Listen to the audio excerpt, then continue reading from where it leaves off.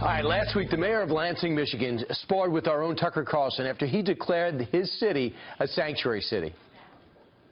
You're going to lose, as you know, because the Attorney General announced it, federal funding, which I know that you rely upon, for the city. I don't believe that for a minute. Because you I don't believe that. Well, okay, you don't think it may happen, but they're telling you that it's going to happen. If they push it, they can probably get it done. And I'm telling you, I'm willing to fight them. Okay, well, apparently you are. Wow, but this week the city voted to rescind the title after business owners fought back about naming that city a sanctuary city. One of them is the president and CEO of the Michigan Chamber of Commerce, Richard Studley. Richard, why was it so important for you to stand up and say that's enough? Morning, Brian. We've got good news from Michigan's state capital. Common sense prevailed. In response to concerns expressed by the local chamber and the Michigan Chamber and everyday folks, the city council voted to rescind a poorly worded and potentially very costly sanctuary cities designation.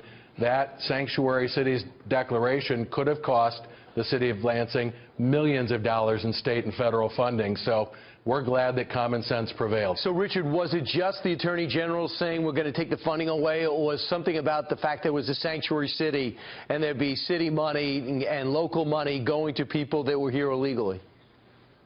The one thing I would agree on with the mayor is this is democracy in action.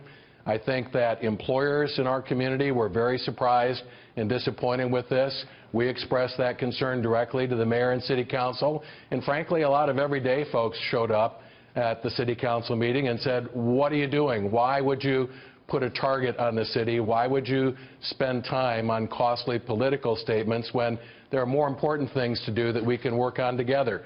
Fix the roads, fix the streets, improve public safety, work together on regional cooperation. So hopefully we're back on track with a more focused and productive economic agenda. This is another example of people in Washington not understanding, or people in police power not understanding the pulse of the people.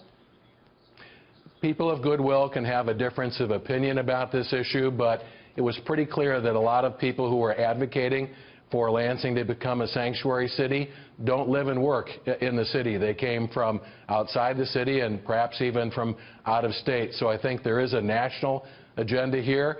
And our view is that if you want to write law at the state or federal level, you should run for Congress or the state legislature, not the city council. City councils should stick to the basics and stick to the knitting. And that's what you did. You're answering for the people, so therefore the funding flows in, and the mayor turns out to be wrong. Richard Studley, thank you so much. Thank you, Brian.